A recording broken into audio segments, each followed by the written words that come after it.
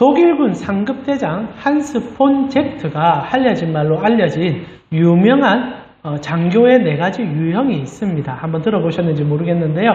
오늘날 뭐 이렇게 독일 장교가 했다라는 얘기보다는 보통 이제 기업에서나 아니면 사람을 분류할 때 너무 협소한 판단이지만 4가지 분류로 사람을 좀 생각해 보는 일이 있습니다. 4가지 유형. 첫 번째, 똑똑하고 부지런한 사람. 두 번째, 똑똑하고 게으른 사람. 세 번째, 멍청하고 게으른 사람. 네 번째, 멍청하고 부지런한 사람. 이렇게 분류를 나눌 수 있다라고 독일군 상급대장 폰 젝트가, 근데 맞다 아니다 여러 가지 얘기가 있긴 한데 뭐 그런 얘기 했답니다. 자, 여러분 생각에 여러분은 어떤 부류에 들어가는 것 같습니까? 똑똑하고 부지런한 사람입니까? 아니면 똑똑하고 게으른 사람입니까? 멍청하고 게으른 사람입니까? 멍청하고 부지런한 사람입니까? 이 4분류에 따라서 사람들의 평가하고 생각하는 게 좀 달라집니다. 폰 젝트는 이제 군인이니까 장교의 기준으로 볼 때 첫 번째, 똑똑하고 부지런한 사람 같은 경우에 사람들을 좀 피곤하게 만드는 유형이라고 봅니다. 일은 잘하는데 이 사람이 만약에 상급자며 그 밑에 있는 부하 직원들은 너무너무 피곤하다는 거죠. 그러나 반대로 부하로 두기에는 최고의 인물이라는 겁니다. 일 잘하고 뭐 이렇게 상급자가 말하기 전에도 알아서 하니까 상급자에서는 최고의 인재인 거죠. 그리고 두 번째로 똑똑하고 게으른 사람 같은 경우에는 부하들에게는 인기 많은 상사입니다. 일은 잘 처리하는데 그러나 자신이 게으르기 때문에 일을 안 시키는 거예요. 그래서 필요한 일만 딱 하니까 부하 직원들 입장에서는 뭐 그렇게 눈치 안 보면서 또 일하기 좀 편해지는 사람. 그래서 사실 제일 좋은 상황은 두 번째라고 봐요. 똑똑하고 게으른 인물. 그러나 만약 부하로 둔 상급자 입장에서는 최악이죠. 속에서 천불 나는 인물입니다. 분명히 똑똑한데 시키면 일 잘하는데 알아서 안 하니까 얼마나 화가 나겠습니까? 그리고 세 번째, 멍청하고 게으른 사람. 이제 한스 폰이 얘기합니다. 젝트가 가장 평범한 사람이다. 다 이 부류에 들어간다고 봅니다. 멍청하고 게으르다. 군인의 입장이죠. 그리고 네 번째, 멍청하고 부지런한 사람이 있습니다. 가장 위험한 인물이죠. 지도자가 돼도 문제고 부하가 돼도 문제입니다. 부하가 돼도요, 일 시켜놓으면은 제대로 안 하는데 고집은 세가지고 자기 마음대로 하고, 상사가 되면 자기 생각하는 일을 하기 때문에 언제나 큰 사고가 터지는 인물. 그래서 뭐 첫 번째, 두 번째, 세 번째는 뭐 어떤 되는 상관은 그렇게 없지만은 네 번째 부류가 되어버리면 그 공동체는 파괴된다라고 얘기합니다. 자, 다시 한번 물어봅시다. 여러분은 어떤 부류인 것 같습니까? 저는 뭐 세 번째인 것 같아요. 멍청하고 좀 게으릅니다. 그러나 제가 볼 때 여러분 전부는 첫 번째인 것 같습니다. 똑똑하고 부지런한 분들 같아요. 아니십니까? 그럼 두 번째까지는 해드리겠습니다. 여러분 똑똑하고 좀 게으른 분으로 해드리겠습니다. 중요한 거는 이렇게 분류를 나눕니다. 그리고 물론 이 4가지 분류가 모든 것을 분류할 수 있는 분류가 아니죠. 마치 MBTI처럼 사람을 이렇게 성격 유형으로 나누는 것은 좋은 일은 아닙니다. 그러나 일을 하다 보면 그 사람을 파악하기 위해서 이런 이제 방법을 얘기하죠.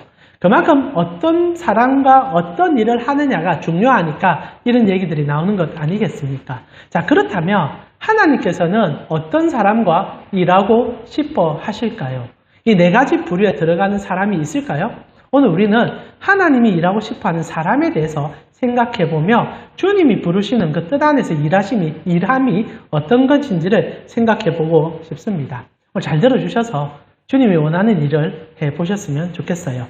예수님께서 오병이어를 베푸신 후에 사람들은 예수님께서 자신들이 구하는 메시아임을 깨달아 찾아오게 되는 이야기들을 저희가 계속 나누고 있습니다. 감사하게도 이번 달까지 하면 이제 끝납니다. 드디어 6장이 이번 달 안에 끝납니다. 그러면 다음 달에는 제가 좀 고민이 돼요. 이제 2가지 중에 하나를 선택해서 여러분과 조금 나누고 다시 요한복음 들어오고 싶은 생각이 드는데 중요한 건 드디어 이 장정의 이 긴 6장이 끝나갑니다.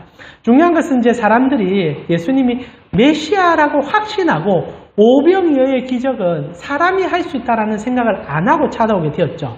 그러고 나서 이제 예수님께 당신이 메시아니 우리의 왕이 되어달라고 부탁을 하니까 앞절에 우리 예수님께서 어떻게 얘기합니까? 너희가 나를 쫓은 것은 떡을 먹고 배가 불러서 찾아온 것이다 라고 면박을 줍니다. 그러면서 너희에게 부탁하고 싶은 게 있다. 일을 하되 중요한 일을 좀 할 필요가 있다라고 얘기합니다. 그래서 오늘 우리가 함께 읽은 본문 앞절에 이렇게 마무리 짓고 오늘 본문이 시작되죠. 27절입니다. 썩을 양식을 위하여 일하지 말고 영생하도록 있는 양식을 위하여 하라. 이 양식은 인자가 너에게 주리니 인자는 아버지 하나님께서 인지친 자다라고 얘기합니다. 예수님께서 얘기를 하는데 썩을 양식을 위하여 일하지 말고 영생하도록 있는 양식을 위해서 일해보자. 그랬을 때 그것이 가장 중요한 우리의 일이 될 것이다 라고 얘기하죠. 자, 여기서 우리는 좀 중요한 걸 하나 발견하게 됩니다. 하나님 나라를 누리기 위해서는 일을 해야 된다는 거예요. 그래서 예수님께서 일을 중요시 여기고 있다는 겁니다. 보통 그냥 찾아와 앉아 있으면 될 것 같은데 성경은 그렇지 않다라고 얘기하는 거예요. 일을 해야 되고 어떤 일을 하는가가 중요하다라고 얘기합니다. 그래서 어떤 일을 잘하면 영생하는 양식을 먹게 되고 어떤 일을 잘못하게 되면 썩을 양식을 먹게 되는 것으로 일의 가치가 중요하니 나와 함께 이 일을 잘 해보자 라고 얘기하고 계시죠. 그리고 주님께서는 하나님의 아들인 예수 그리스도를 잘 믿는 것을 얘기합니다. 그러나 오늘 저희가 조금 보고 싶은 것은 하나님 나라도 노동이 필요하다는 얘기예요. 일하는 곳이라는 겁니다. 예수님의 말에 따르면 그렇다는 거죠. 일을 잘하면 인정받는다는 것이 성경에서 나오는 이야기라는 거죠. 자, 여러분 어떻게 생각합니까? 어떤 일을 하며 썩는 그런 음식이 아니라 영생하는 양식을 먹을 수 있을까요? 사람들이 의문이 생길 수밖에 없겠지요. 일을 잘해야 된다고 얘기하니까 당연히 의문이 들 수밖에 없습니다. 그래서 그 다음 절에 보니까 사람들이 예수님께 질문을 하며 오늘 본문으로 들어갑니다. 자, 28절이죠. 우리 같이 한번 읽어보았으면 좋겠습니다. 6장 28절입니다. 그들이 묻되 우리가 어떻게 하여야 하나님의 일을 하오리까? 자, 그래서 당연한 질문이 나오죠. 일을 잘해야 영생하는 떡을 먹는다 하니 사람들이 묻습니다. 어떻게 하여야 하나님의 일을 할 수 있습니까? 근데 문제는 말입니다. 이게 우리 한글 성경의 번역의 한계예요. 번역을 좀 잘못했습니다. 실제로 원어에는 그냥 하나님의 일을 어떻게 해야 됩니까? 라고 묻지 않아요. 실제로 히브리인들이 어떻게 물었냐면 어떤 일들을 해야 됩니까? 라고 일의 복수형을 쓰고 있습니다. 그래서 제가 여러분에게 조금 더 이해를 돕기 위해서 원어를 조금 더 가깝게 번역한 바른 성경의 구절을 가져왔어요. 그래서 여러분 한번 읽어보시면 원어적 어감이 이렇다는 걸 좀 느껴질 겁니다. 6장 28절 바른 성경으로 이렇게 되어 있어요. 그러자 그들이 말하기를 우리가 하나님의 일들을 하려면 무엇을 해야 합니까? 라고 하니 본문에서는 일들이 중요하게 묘사가 되어 있습니다. 그러니까 단순히 어떤 일을 해야 되는 게 묻는 게 아니라 일들을 묻고 있는 거예요.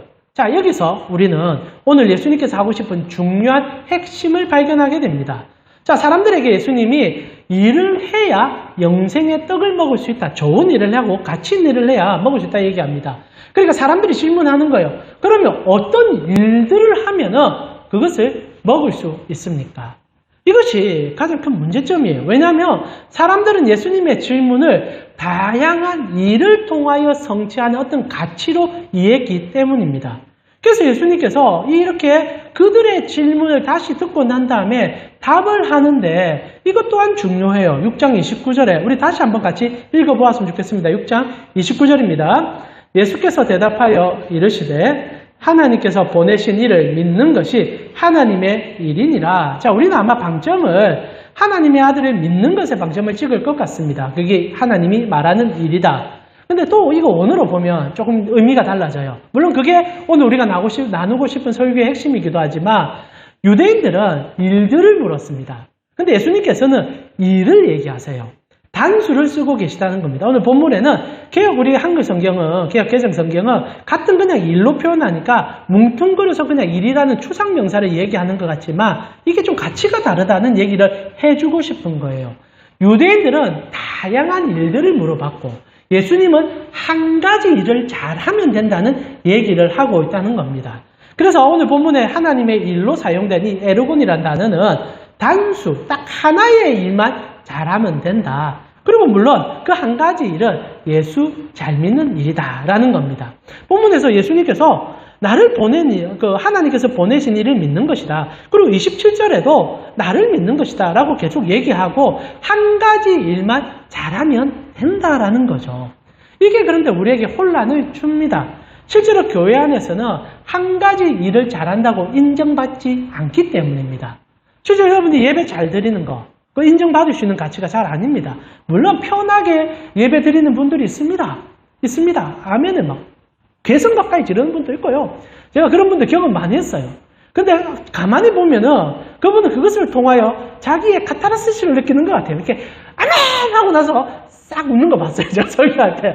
이게 좀 뭐 하시나 싶은데, 그러면서 이제 물론 감정이 격해서 반응을 해야 됩니다. 예배 때 반응하는 건 너무너무 중요해요. 그냥 여러분 가만히 계시는 것보다는 좋은 말씀, 나에게 합당하게 느껴지는 말씀이면 고백을 하면 좋죠. 근데 마치 그것이 과도하게 나를 드러내는 도구가 되는 경우들이 있어서 문제가 되는 경우가 있습니다. 중요한 것은 교회에서는 이 보여지지 않는 것보다 보이는 것으로 사람을 평가하는 경우가 많다는 거죠. 이것이 유대인들의 질문이었습니다.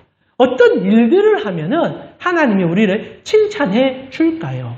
오늘날 우리에게 있어서 가장 큰 문제점은 교회 안에 여러 일들을 분류하고 그리고 어떤 일은 가치 있는 일, 어떤 일은 가치 없는 일로 계산하면서 그 일을 하고 그 일에 더 가까워져 가며 칭찬받는 삶을 누리게 만들었다는 겁니다. 실제로 우리 교회는 뭐 작아서 큰 일이 없지만은 좀 제법 규모가 되는 교회들은 일이 많습니다. 저도 한 1000명 되는 교회에 있으니까 제가 목회자로 담당하는 일도 많았어요. 특별히 제가 앞에 있는 교회에서 담당한 일은 시설관리 일을 담당했었습니다. 목사가 시설관리 일을 담당하니까 그냥 전국 알고 그리고 돌아다니면서 이제 우리가 건물을 빌린 교회에 있었으니까 문제가 생기면 제가 뭐 보수가 안 되면 사람 불러서 쓰고 이런 일들을 하는 거죠. 이거 모든 목회자가 기피하는 일입니다. 제가 뒤늦게 오고 제가 인맥 없이 오다 보니까 목사님이 그걸 시켜준 거예요. 다들 영광된 일들을 하더라고. 다 좋은 일들 합니다. 편한 일들 있잖아요. 뭐 부서도 이렇게 하면서 아니면 뭐 어디 가서 하고. 실제로 교회 안에서는 이렇게 부각이 되는 일들이 있고 때로 부각이 되지 않는 일들이 있죠. 그래서 주차 봉사 아니면 뭐 식당 봉사 사람들이 기피합니다. 왜냐하면 표가 잘 안 나죠. 그런데 누군가는 찬양인도 하고 싶어 하고 누군가는 뭐 이렇게 예배 가운데 드러나는 일도 하고 싶고 그런 일들을 하면서 자기 만족을 세우려고 한다는 겁니다. 실제로 사람이 모이기에 일을 안 할 수는 없지만 중요한 거는 일들을 분류시켜서 어떤 일은 거룩한 일, 어떤 일은 조금 덜한 일, 어떤 일은 하지 말아야 될 일로 나누면서 그 일을 통하여 영생하는 양식을 먹으려고 하는 자들, 이들이 교회를 가장 파괴시키는 문제점이 있는 사람이 될 수 있다는 겁니다. 실제로 여러분 교회에서 정말 어떤 일 하나를 잘해야 됩니까? 오늘 본문은 분명히 얘기해 주지 않습니까? 예수 잘 믿는 일이 가장 중요한 일이라는 거예요. 이거 별로 표 안 납니다. 그러나 실제로 가장 중요하며 가장 우리가 힘써야 되는 일은 오늘 우리가 교회 안에서 예수 아는 일이에요. 이게 안 되면 다른 어떤 봉사도 그 가치를 분명히 잊어버린다는 겁니다. 물론 일이 계급이 있을 수 없고 상대적으로 표현될 수 있겠지만은 성경에서 말하는 일은 딱 하나입니다. 그냥 예수 그리스도를 잘 아는 것. 그 예수님을 더 깊이 경험하는 것. 그런데 여러분 오해하시면 안 돼요. 그러면 모든 사람이 예배에 집중해야 되느냐? 그건 또 아니에요. 만약 예수님께서 예배 잘 드리는 것만 얘기하고 싶으면 당신을 드러내지 않았을 것입니다. 실제로 이 문제는 우리에게 굉장히 큰 논박을 주며 교회 안에서 어떤 가치로 우리가 하나님을 경험할 수 있는지에 대한 고민을 하게 만들어요. 예수님이 여기에 대한 가르침을 굉장히 많이 주셨습니다. 한 번은 마리아와 마르다가 예수님 앞에서 큰 실수를 하는 일이 생기게 됩니다. 여러분 잘 아시죠? 이거 같은 얘기를 오늘 하는 거예요. 6장의 이야기와 마리아, 마르다의 얘기는 같은 얘기예요. 아시는 분도 계시고 모르는 분도 계실 것 같은데요. 누가복음 10장에 보면 예수님께서 어느 날 길을 가십니다. 길을 가다가 한 마을에 들어가시고 그 마을이 이제 베다니였어요. 그러자 이제 한 여자가 자기 집으로 예수님을 초대하게 되는데 그 집이 가보니 마리아와 마르다가 있는 집이었던 겁니다. 그리고 이 두 사람이 얼마나 예수님을 이제 좋아하게 되는지 이제 마리아와 마르다가 예수님을 초대해서 이제 식사를 준비시키는 자리에 모임이 시작됩니다. 근데 이게 아이러니가 뭐냐면 마르다가 보통 이렇게 사람들을 잘 섬기는 사람이었던가 봐요. 그래서 예수님께서 오시니까 예수님 혼자 안 옵니다. 예수님 초대해도 혼자 오면 좀 여러분 목사를 초대하면 목사 혼자 갑니다. 초대 한 번씩 해주세요. 저 혼자 갑니다. 근데 예수님은요 눈치가 없는 분이라 예수님 혼자 절대 안 갑니다. 세트를 몰고 다니세요. 기본적으로 12명은 딸려갑니다. 그러니까 이게 좀 사람 피곤한 일이죠. 거기다가 예수님이 12명만 데리고 오면 다행인데 또 눈치 없는 사람들 가운데 같이 몰려 우르르 다니는 사람들이 있었던 것 같아요. 그러니까 적어도 한 20명 넘어는 예수님만 움직이면 따라가는 사람들이 있었습니다. 그러니까 예수님께서 이제 마리아와 마르다의 초대를 받아서 식사 자리에 갔는데 마르다가 식사 준비를 하고 있었던 것 같아요. 근데 이게 사람이 많으니까 힘에 부치는 거죠. 10명, 20명 준비하는 거 보통 일이 아닙니다. 그러니까 이제 마르다가 준비하다가 나중에 좀 화가 났는지 예수님께 직접 찾아갑니다. 근데 진짜 화난 것은 단순히 자기가 일을 하는 게 화가 난 게 아니라 자기 동생인 마리아가 자기 일을 안 도와주는 거예요. 식사 봉사를 자기는 열심히 하고 있는데 마리아가 안 도와주니까 예수님 찾아가서 한마디 해달라고 부탁하는 겁니다. 예수님, 밥 드셔야 될 거 아닙니까? 제자들 있지 않습니까? 그러니까 좀 마리아에게 좀 얘기해서 그럼 예수님 발 앞에서 설교 듣고 있으니까 잠시만 좀 브레이크 해주시고 가서 좀 봉사 좀 하게 해주십시오.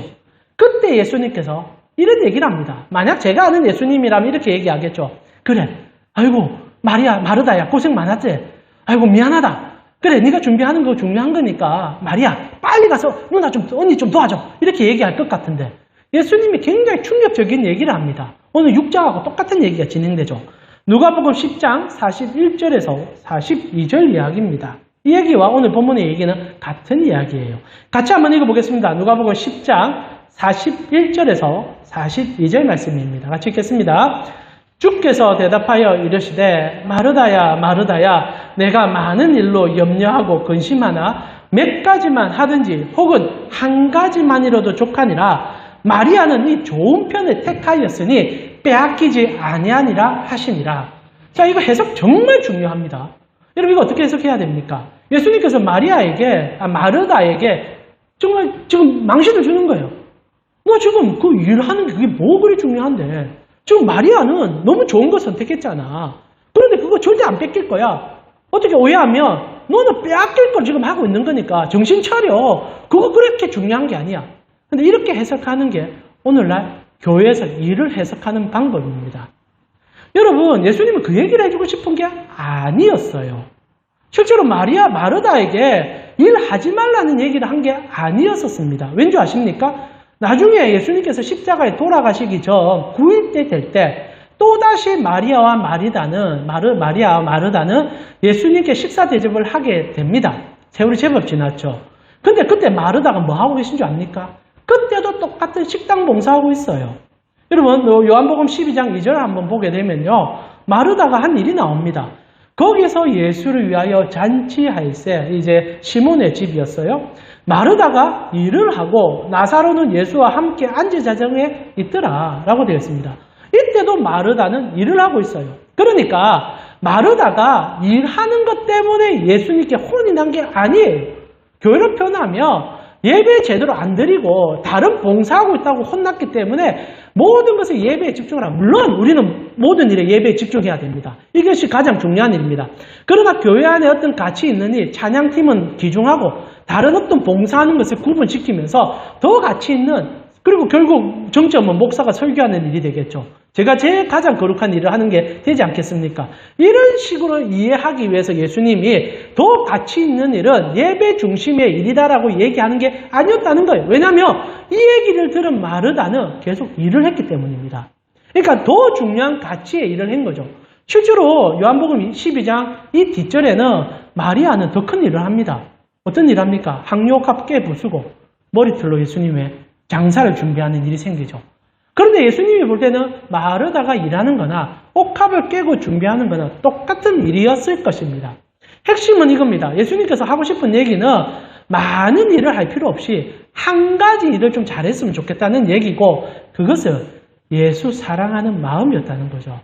사실 마르다 같은 경우에 예수님이 너무 좋아서 식사 준비를 시작했었습니다. 그러면 그걸로 끝내면 됩니다. 예수 사랑하는 마음으로 섬기며 마리아와 비교할 이유는 없겠죠. 그러나 안 비교될 수가 없는 건 사실입니다. 누군가 생고생을 하고 있는데 누군가 노래 부르고 있어요. 배짱이 보면요, 배 아픕니다. 당연히 화가 나죠. 근데 그 배짱이가 자기 의를 위해서 노래 부른다면 우리는 의문점을 제시해야 되겠지만, 식당에서 일하는 마르다나 앞에서 찬양을 부르는 마리아나 예수 그리스도를 향하여 바라보고 있는 시점이 동일하다면 교회는 똑같은 일이라 칭해준다는 겁니다. 예수님이 그 얘기를 하고 싶었던 거예요. 그리고 마르다는 그 얘기를 이해했었습니다. 그래서 끊임없이 자기가 잘하는 식당 봉사 일, 음식 만드는 일로 예수님을 계속 섬겨요. 예수님은 너무너무 기뻐하셨습니다. 왜냐하면 바로 깨달았으니까. 그리고 누군가는 그것을 잘 못하기 때문에 해야 될 일 속에서 예수님을 찬양하고 섬기고 있으며 그것으로 예수님이 기뻐하셨다라는 것입니다. 오늘 예수님께서 요한복음 6장에서 유대인들에게 하고 싶은 일이라는 것은 많은 일이 아니었습니다. 1차적으로는 하나님을 사랑하는 것이었고 결국 그 하나님을 사랑하는 것으로 예수 그리스도를 통하여 사랑하는 방법을 배우길 원하셨다는 거예요. 오늘날 우리 교회는 한 가지 일에 집중해야 합니다. 여러분 교회 왜 오십니까? 오늘은 많은 사람들이 교회 오는 목적이 어느 순간부터 뒤집어져 버린 것 같아요. 제가 느끼기에 제가 많은 목사다 보니까 많은 성도들을 만납니다. 교회에 만족하는 성도들이 많이 없어요. 특히 목사 설교 참 많이 비판합니다. 해야 됩니다. 그래야 목사도 정신 차리고 참 감사하게 저희 교회 성도들은 제 설교를 난도질을 많이 해주십니다. 웃으라고 한 얘기입니다. 그래서 목사도 정신 차려야죠. 설교 잘못하면 설교 잘못한다고 생각하고 열심히 준비해야 됩니다. 오늘 제 설교 좀 천천히 하지 않습니까? 특히 말씀 천천히 읽고 있습니다. 저번 주에 여러분이 하셨던 말을 제가 열심히 녹이고 있습니다. 중요한 건요. 설교자에는 불평이나 교회에 대한 그런 원망이 많은 사람들도 교회에 있는 이유가 봉사 때문이에요. 그 사람이 섬기는 일 때문에 교회에 있는 경우들이 참 많습니다. 나쁘다는 말보다는 그 사람 지금 하나님 나라를 잊어버렸던 게 너무 애달파요. 제가 잘 아는 어떤 지체는 최근에 그 교회에서 중직을 맡게 되었습니다. 한수 집사가 되었어요. 그리고 늘 목사님에 대한 불평이 있습니다. 목사님, 제가 봐도 목사님 설교가 이상해요. 그리고 교회에 대한 불평도 참 많습니다. 근데 그분이 그 교회를 가는 이유는 딱 하나예요. 자기가 지금 중등부 부장을 하고 있으니까. 그걸 섬기는 게 너무 귀하고 가치 있다 생각하는 거 맞습니다. 그런데 너무 안타까운 거죠. 하나님을 깨닫지도 못하고 하나님 말씀에 은혜도 없고 예배도 제대로 안 드리는데 오직 그 봉사 하나가 자신의 가치를 증명하고 있으니까 거기에 매여서 그 일을 하고 있다는 겁니다. 오늘 우리가 그런 일들이 교회 안에 너무 많이 반복이 되고 있어요. 실제로 우리가 깨달아야 되는 게 그게 반복이 되면 이 예배 가운데 내가 무엇을 하고 이 교회가 나를 향하여 그리고 내가 이 교회 속에서 예수 그리스도를 어떻게 알아가고 있는지를 물어봐야 돼요. 만약 거기에 답이 없으면 빨리 떠나야 돼요. 떠나야 돼요. 그게 그 사람 살리는 겁니다. 근데 그게 아니라면 못 떠나겠다면 그것이 바로 되기 위해서 본인이 엄청나게 노력을 해야 됩니다. 예배 안에 앉아서 말씀에 똑똑 집중하고 봉사로 교회 가는 게 아니라 먼저 예수 그리스도를 예배 가운데 만남으로 그 힘으로 봉사하기 위하여 자신의 모든 에너지를 예배 속에 쏟아내야 합니다. 설교는 하나의 한 부분에 불과해요. 내게 만족이 안 될 수도 있습니다. 그러나 정말 예배를 흠모하고 예수를 사랑한다면 그 목사의 설교 이전에 이 예배의 가치에 들어와 내가 하나님을 예배합니다라는 가치로 나아갈 수만 있다면 그러나 그게 설교 목사가 도와줄 일이겠지요. 그러나 그게 목사가 또 해야 될 일이겠지요. 잘못하면 그거는 좀 문제가 되겠지요. 그러나 그 마음의 상태가 그것이 우선되지 못하다면 수천 가지의 일을 하더라도 그 사람은 사실 지금 썩을 양식을 위하여 교회 안에 있는 것과 동일하다는 거예요. 이거는 여러분이 세상 속에서 일하는 예배 본질과도 동일합니다. 여러분이 직장 속에 있으면서도 하나님을 위하여 직장 생활을 시작하고 예수 그리스도와 동행하는 일을 시작한다면 그것이 영생하는 양식이 된다는 것 아니겠습니까? 결국 예수님은 이 가르침을 주고 싶으셨어요. 그래서 한 가지 일에 집중하고 그 한 가지 일은 나를 아는 것이다라고 얘기를 해줬던 겁니다. 여러분이 이 예배뿐 아니라 우리 가온교회에 오시는 목적이 이 한 가지가 되었으면 너무너무 바랄 게 없을 것 같아요. 목사의 설교도 그리고 여러분이 드리는 찬양도 때로는 교회 안에서 나누는 여러 가지 일들도 중요합니다. 이것이 중요하지 않다는 건 아닙니다. 그러나 예수 때문에 하시고 예수 만나서 하시고 예수 좋아서 하십시오. 그러면 된다는 거예요. 그러나 문제는 뭔지 아십니까? 이런 얘기가 이해가 안 된다는 거예요. 많은 사람들이. 이 얘기를 이해를 못해요. 유대인들이 이 말을 하니까 못 알아듣습니다. 그래서 30절에 이들이 못 알아들으니까 그들에게 편한 것을 질문하기 시작합니다. 30절입니다. 우리 같이 다시 한번 읽어볼까요? 같이 읽겠습니다. 그들이 묻되 그러면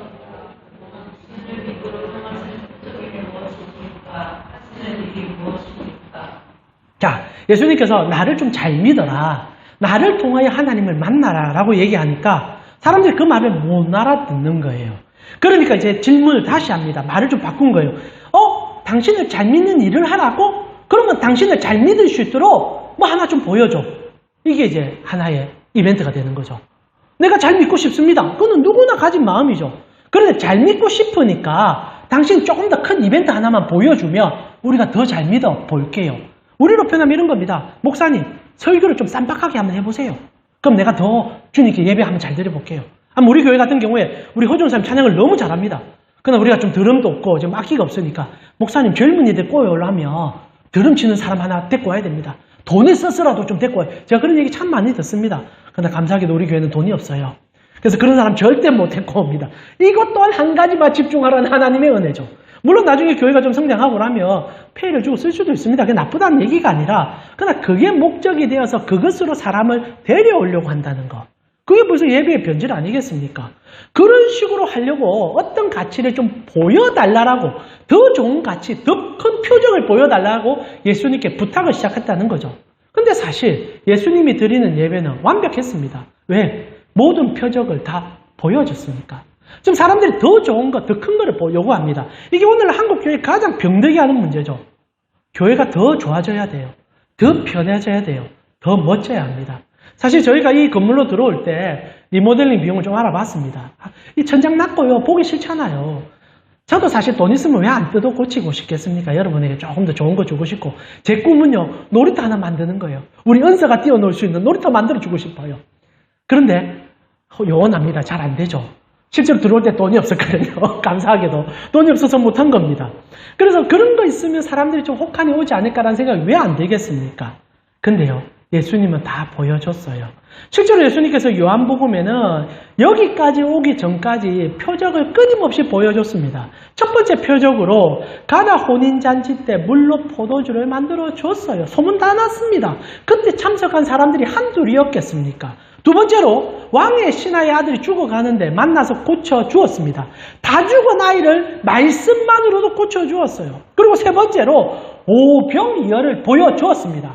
그리고 각자 다 표적이라고 얘기하고 있어요.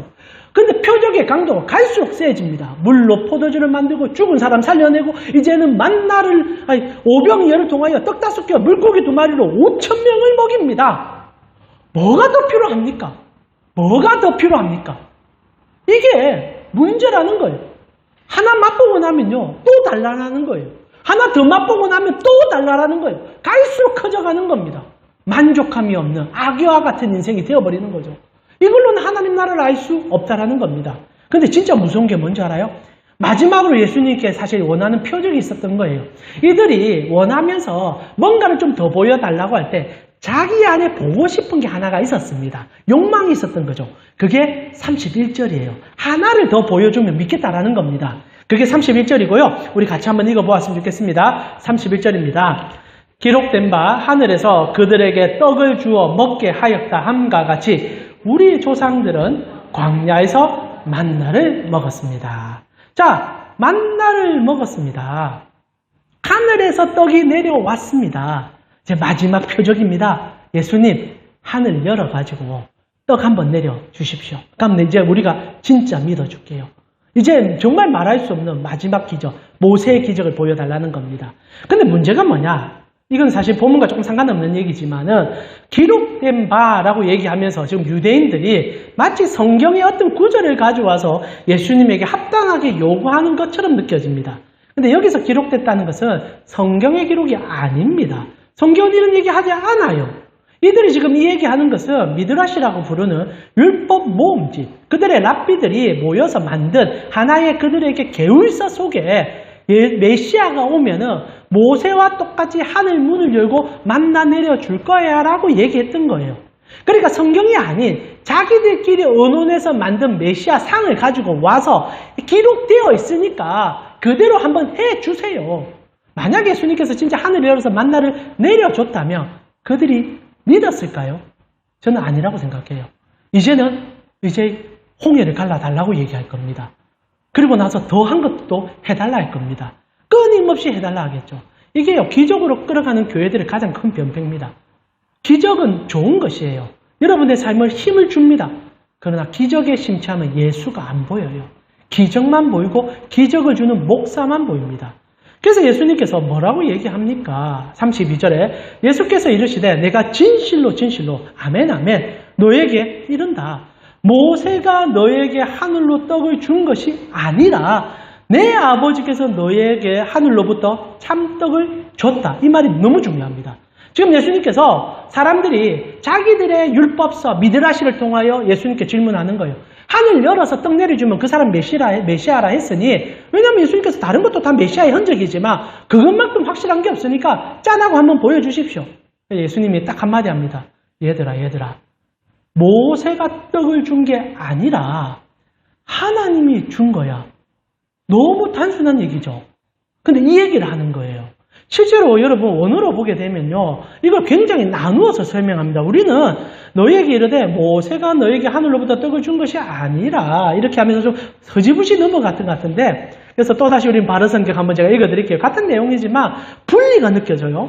6장 32절에 바른성경은 원어에 조금 더 가깝게 이렇게 번역해요. 그러자 예수께서 그들에게 말씀하셨다.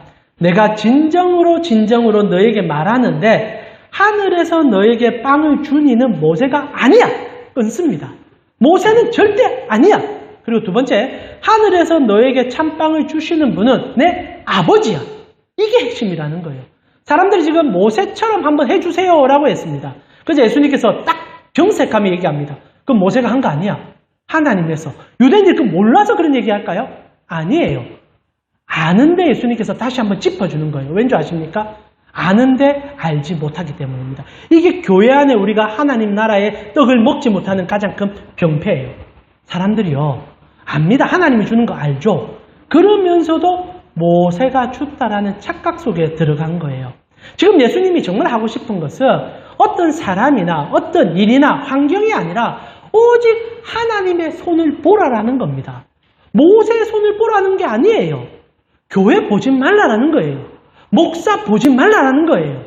교회 안에 어떤 일을 보지 말라라는 거예요.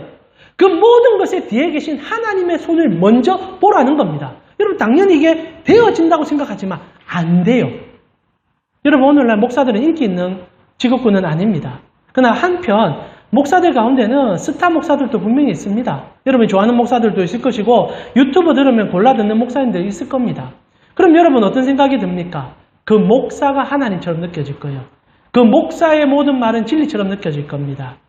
그리고 그 목사 뒤에 일하는 하나님이 잘 안 보여요. 그러다 어떤 일이 일어납니까? 오늘 많은 그런 큰 목사님들이라 부르는 분들로 인하여 우리의 영이 혼탁해져서 정치와 경제 문제에 도입해서 깃발 들기도 하고 투쟁하기도 하고 싸우기도 한다는 거죠. 예수님이 원하지 않는 방향으로 목사 쳐다보다가 망하는 경우가 많고 교회 쳐다보다가 많은 경우가 너무 많다는 겁니다. 실제로 여러분 우리 교회 없어질 수도 있어요. 그러나 여러분은 교회됨이 망하지는 않아요. 왜? 하나님의 손을 보는 것이 놓쳐지지만 않는다면. 결국 예수님께서는 가장 큰 단순한 얘기를 해주는 거예요. 모든 것은 하나님의 손을 보는 것에 있다. 하나님이 만나를 주는 것이다. 하나님이 너희 인생을 붙잡고 있는 것이다. 하나님이 너희 삶을 책임지는 것이다. 그것이 너희가 바라보고 예배하며 그것이 너희가 나아가야 될 가장 중요한 가치다. 근데 유대인들이 이거 알아들을까요? 못 알아들어요. 34절에 오늘 본문은 이렇게 마무리됩니다. 하나님의 떡은 하늘에서 내려 세상에 생명을 주는 것이더라고 예수님 얘기를 합니다. 그래서 34절에 이들이 뭐라고 얘기합니까? 마지막 이들의 얘기를 읽으면서 마무리 지어볼까요? 같이 읽겠습니다. 그들이 이르되 주여 이 떡을 항상 우리에게 주소서. 또 떡 달라 그러는 거예요. 하나님은요, 하나님 손을 보여주고 싶어요. 그리고 그 손은 예수 그리스도입니다. 예수 보면요, 예수님을 통하여 줄 것입니다. 먼저 그의 나라와 그의 의를 구하며 그분께서 우리의 필요함을 채워주죠. 그러나 사람은요, 그거 못 믿습니다. 채워주면 믿겠다라고 얘기하고 채워줘야 믿을 수 있다라고 고백합니다. 뭐가 우선이냐가 고백될 때 우리는 그것에 대하여 정확한 선을 그어줄 필요가 있다는 거예요. 오늘 그래서 저는 이렇게 생각합니다. 오늘날 참된 교회들은 인기가 없을 수밖에 없다라고 생각하는 거예요. 오늘 예수님께서 이 떡은 아니다라고 계속 그 얘기를 해주니까 나중에 사람들이 결국 다 떠납니다. 다 떠나요. 그리고 예수님께서 나머지 남은 12제자에게 묻습니다. 너희도 그러면 그냥 떡 보고 쫓아갈 거냐? 그때 뭐라고 합니까? 영생의 말씀이 예수님께 있는데 우리가 어떻게 떠나겠습니까? 실제로 예수 한 번만 바라보자고 얘기하면 재미없어요. 오늘 제가 여러분에게 이벤트도 주고 삶의 도전도 주고 좀 재밌는 거리를 주면은 오늘 하나 배웠다. 그래서 살아내자. 얘기가 나올 겁니다. 그러나 그게 예수보다 큰가요? 예수와 사는 삶과 비교가 되나요? 아닙니다. 저는 여러분에게 하고 싶은 말은 딱 하나예요. 오늘 예수님 만나셨으면 이번 한 주 예수님 생각하며 살아만 주시면 좋겠어요. 우리가 일상 속에 살다 보면 예수님 너무 쉽게 잊어버립니다. 그러다가 갈급하고 어려운 문제 생기면 그 예수님 찾아가기 바쁘죠.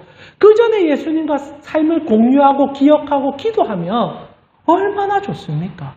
그때 우리에게 영생하는 떡이 넘쳐날 수 있는데 그 모든 것을 너무 많이 잊어버리는 것 같아요. 사랑하는 우리 가운식구 여러분, 예수의 손을 봐야 떡도 보이고, 이런 말하면 또 기복으로 갑니다만 하나님의 나라도 보이는 거예요. 떡 보기 위해서 오는 게 아니라 예수 만나기 위해서 오는 겁니다. 자, 말씀 정리하면서 오늘 끝내보겠습니다. 예수께서 유대인들에게 하나님 나라는 노동을 통해 열매를 얻는 것이라 맨 처음에 얘기를 던져줬습니다. 그래서 사람들이 더 많은 일을 하면 되냐라고 묻기 시작하죠. 너무 당연한 질문이죠. 그러나 예수님은 한 가지 일만 잘해보자라고 충고하십니다. 그리고 그 일은 예수를 잘 믿는 일이라고 말합니다. 이것만큼 어려운 일은 없겠지만 예수님이 당부하는 거예요. 나를 좀 잘 믿어봐라. 실제로 모든 교회는 이 예수 잘 믿는 것으로 시작하고 예수 잘 믿는 것으로 끝내면 됩니다. 예수가 좋아서 봉사하고 예수가 기뻐서 헌신하고 그러다 보면 어떤 일이 지급이 더 좋다가 아니라 어떤 일이 나에게 하나님이 주신 영광인지를 고민하면 교회는 건강할 수밖에 없겠죠. 그래서 우리가 식사를 하는 이유도 예배를 드리는 이유도 모임을 갖는 이유도 예수 만나기 위함입니다. 그리고 그 예수 만나면 당연히 영생하는 떡이 생성되겠죠. 그리고 예수님께서 우리에게 얘기합니다. 나를 만나 나로 사는 사람은 세상 속에서 나의 성품으로 살아내게 될 거야. 이게 복이라는 거죠. 예전에는 더 오르려고 싸웠는데 예수 만나서 예수로 사니까 용서의 마음이 꿈틀꿈틀 생성됩니다. 예수 만나고 나니까 분노보다는 눈물이 회복이 됩니다. 예수 만나고 나니까 이전에 없던 기도가 터져 나오기 시작한다는 거죠. 이게 성경이 말하는 천국의 열매들 아닙니까?